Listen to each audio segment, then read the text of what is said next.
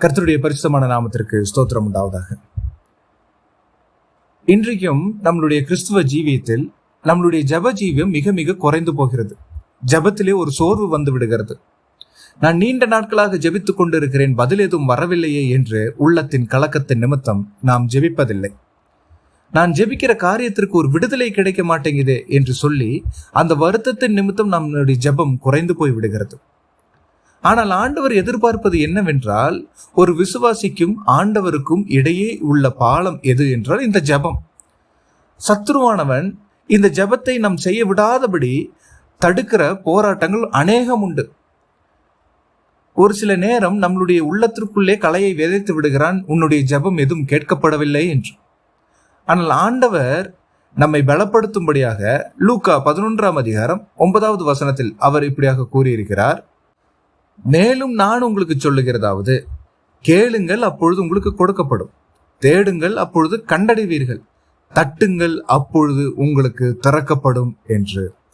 இன்றைக்கும் இந்த சிந்தனையின் தலைப்பு, விசுவாசத்துடன் தட்டுங்கள் அப்பொழுது நமக்கு திறக்கப்படும். ஆமேன். ஆண்டவர் இதற்கு நல்ல ஒரு உவமையை நமக்கு வேதாகமத்திலே கற்பித்து தந்திருக்கிறார். லூக்கா 18ஆம் அதிகாரம் 1 முதல் 8வது வசனம் வரை வாசித்து பார்த்தால், அந்த பட்டணத்திலே ஒரு நியாயாதிபதியும் ஒருவன் இருக்கிறான். அந்த நியாயாதிபதி எப்படிப்பட்டவன் என்றால், தேவனுக்கு பயப்படாதவனும் மனுஷரை மதியாதவனுமாய் வாழ்ந்து வருகிறான். அப்ப அவன்கிட்ட நியாயமே இல்லைங்க. அவன் தேவனுக்கு பயந்தவனா இருந்தா சரியான ஒரு தீர்ப்பு செய்வான், இல்ல மனுஷரை மதிச்சா கரெக்டான ஒரு நியாயம் சொல்லுவான். அப்படி எதுவும் இல்லாததுனால சரியான ஒரு நியாயாதிபதி அல்ல. மனுஷர்களை வெறுத்து விடுகிறவன், மனுஷர்களை தள்ளி விடுகிறவன், அவனிடத்தில் போனாலே பயந்துக்குவாங்க. அப்படி இருக்கிற ஒரு நியாயாதிபதி. அந்த நியாயாதிபதியிடத்தில் ஒரு விதவை போய் நிற்கிறார். அந்த நியாயாதிபதியிடத்தில் போய் இவள் விண்ணப்பம் பண்ணுகிறாள், ஐயா, எனக்கும் என் எதிராளிக்கும் இருக்கிற காரியத்தில் எனக்கு நியாயம் செய்ய வேண்டும் என்று. அவனே தேவனுக்கு பயப்படாதவன், மனுஷரை மதியாதவன். அவனிடத்தில் போய் இந்த விதவை விண்ணப்பம் பண்ணுகிறாள் என்றால், இந்த விதவையின் நிலையை கொஞ்சம் யோசித்து பாருங்க. இந்த விதவைக்கு உதவுவார் யாரும் இல்லை. விதவை தனிமையில் இருப்பது நிமித்தம் அவளுடைய எதிராளி அவளிடத்தில் வந்து ஏதாவது ஒரு காரியத்தில் மிகவும் சங்கடப்படுத்தி கொண்டிருக்க வேண்டும், பாரப்படுத்தி கொண்டிருக்க வேண்டும். அந்த பாரம் தாங்க முடியாமல் இந்த கொடூரமான இந்த நியாயாதிபதியின் இடத்தில் போய் விண்ணப்பம் பண்ணுகிறாள் என்று நாம் வாசிக்கிறோம். அவளுக்கு உதவி செய்வதற்கு யாரும் இல்லை என்பதனால் இந்த கொடூரமான நியாயாதிபதியின் இடத்தில் போய் அவள் நியாயம் விசாரித்து தர வேண்டும் என்று விண்ணப்பம் பண்ணுகிறாள். இது ஒரு நாள் 2 நாள் இல்லைங்க, வெகு நாள் இது நடந்து கொண்டிருக்கிறது, அநேக நாள் இது நடந்து கொண்டு இருக்கிறது. அவளும் சோர்ந்து போகாமல், இந்த நியாயாதிபதி கிட்ட போனா எனக்கு நியாயம் கிடைக்காது, நம்ம வேலையை பார்ப்போம்னு அவளும் போகல. அவளும் எப்போ பார்த்தாலும் இவளுடைய வாசல்ல போய் தட்டி, எனக்கு நியாயம் எனக்கு நியாயத்தை, என்னுடைய காரியத்துக்கு நியாயம் விசாரித்து சொல்லுங்கன்னு தட்டிட்டே இருந்தான். அப்படி இருக்கும்போது ஒரு நாள் தேவனுக்கு பயப்படாத இந்த நியாயாதிபதி அந்த வீட்டில் உட்காந்து யோசிச்சு பார்க்குறேன், நாமளும் எத்தனை நாளோ இவளை தள்ளி தள்ளி விட்டுட்டு இருக்கிறோம், இவளுடைய அந்த கேஸை நம்ம பார்க்காம இருக்கிறோம். அப்படி இருக்கும்போது இவ ஓயாம வந்து கதவை தட்டி தட்டி நியாயம் விசாரின்னு சொல்றாளே, சரி அவ பிரச்சனை தான் என்ன கேட்டு பார்ப்போம் என்று சொல்லி அந்த விதவையை அழைத்து அந்த காரியத்திலே அவளுக்கு ஒரு விடுதலை வாங்கி தர வேண்டும் என்று அவன் எண்ணுகிறான். இதுதான் ஆண்டவர் சொல்றார். இந்த தேவனுக்கு பயப்படாத நியாயாதிபதி, மனுஷரை மதியாதவனே, இப்படி ஓயாமல் ஒரு விதவை வந்து கதவை தட்டி கொண்டு இருக்கும்போது அவளுக்காக நியாயம் செய்ய வெளியே வருவது போல நீங்களும் உங்கள் பரமபிதாவினிடத்தில் ஜெபித்து கொண்டே இருக்க வேண்டும். ஒரு சில காரியங்களுக்கு நமக்கு பதில் வரவில்லை என்றால் சோர்ந்து போய் விட்டுவிடக்கூடாது. அப்பொழுது கர்த்தர் என்ன விரும்புகிறார்னா, உறவில் இன்னும் பலப்பட வேண்டும் என்று விரும்புகிறார். அதனாலதான் ஆண்டவர் சொல்றார், தட்டுங்கள் திறக்கப்படும் என்று. கதவை நாம் தட்டி கொண்டே இருக்க வேண்டும். நம்மளுடைய வாழ்க்கையில் ஜெயம் பெற வேண்டும் என்றால் இந்த விதவையை போல நாமும் தட்டி கொண்டே இருக்க வேண்டும். இந்த விதவையின் நிலைமை தான் நம்மளுடைய நிலைமையும். நம்ம இந்த உலகத்துல ஆண்டவர் இயேசு கிறிஸ்துவுக்கு என்று சாட்சியா நம்ம வாழ்ந்து கொண்டு இருக்கும் போது நம்மை வாழ விடாமல் தடுக்கிற பல போராட்டங்கள் உண்டு. ஆண்டவர் இயேசு கிறிஸ்து அதுதான் சொல்றாரு, உலகத்திலே உங்களுக்கு உபத்திரவம் உண்டு, ஆனாலும் திடன் கொள்ளுங்கள், நான் உலகத்தை ஜெயித்தேன் என்று ஆண்டவர் சொல்லியிருக்கிறாரு. அப்படின்னா ஆண்டவருடைய காரியத்தில் நாம் நிலைத்து நிற்க விடாதபடி பல போராட்டம் உண்டு. இந்த விதவையை போல நமக்கும் உதவி செய்வார் ஒருவரும் இல்லை. இந்த உலகத்தில் இருக்கிறவங்க கிட்ட போய் நம்ம உதவிக்கு கேட்டோம்னா அவங்க நம்மளுக்கு அட்வைஸ் பண்றது பார்த்தா நம்ம இதுக்கு ஏண்டா இவங்க கிட்ட வந்தோங்கிற அளவுக்கு ஆயிரும். நமக்கு இருக்கிற ஒரே ஒரு நம்பிக்கை ஆண்டவர் இயேசு கிறிஸ்து மட்டுமே. ஆண்டவர் இயேசு கிறிஸ்துவை நாம் பிடித்துக்கொண்டு தேவ சமூகத்தில் நாம் எப்பொழுதும் இடைவிடாமல் ஜெபித்துக் கொண்டே இருப்போமே ஆனால் கர்த்தர் நிச்சயம் நமக்கு கதவை திறக்க வல்லவராயிருக்கிறார். ஆமென். இதே போலதான் லூக்கா 11ஆம் அதிகாரத்தில் 5 முதல் 8வது வசனத்திலையும் இதே போல ஒரு சம்பவம் இருக்கு. ஒரு மனிதன் தன் பிள்ளைகளோட இரவு தூங்கி கொண்டிருக்கிறான்.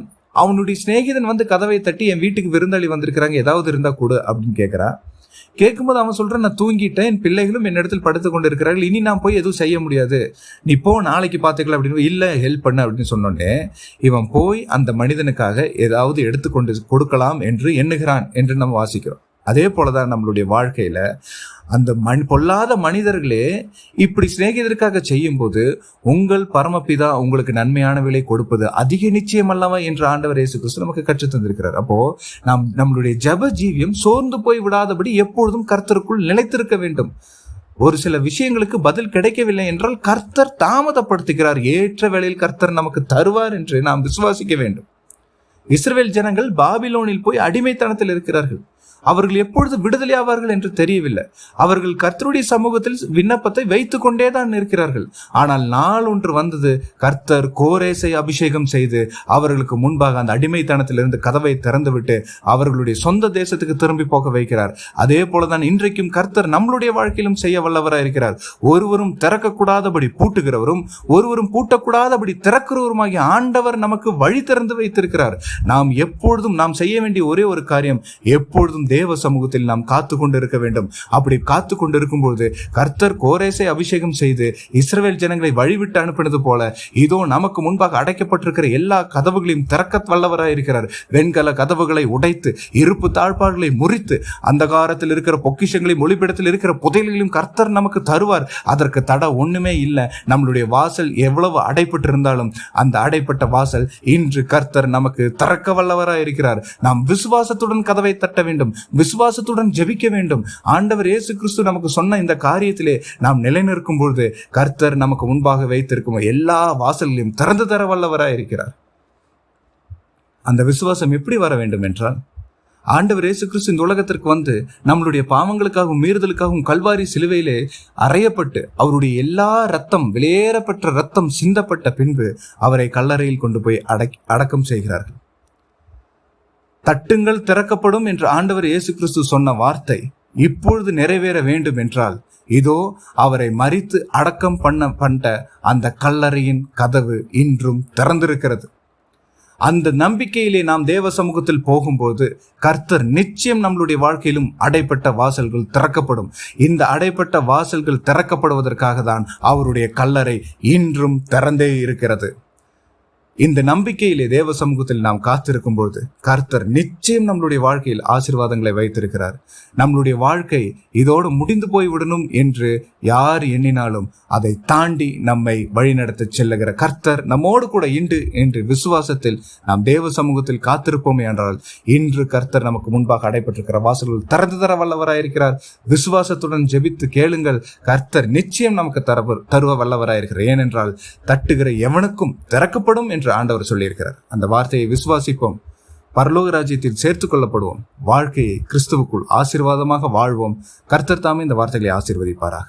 ஆமேன், ஆமேன்.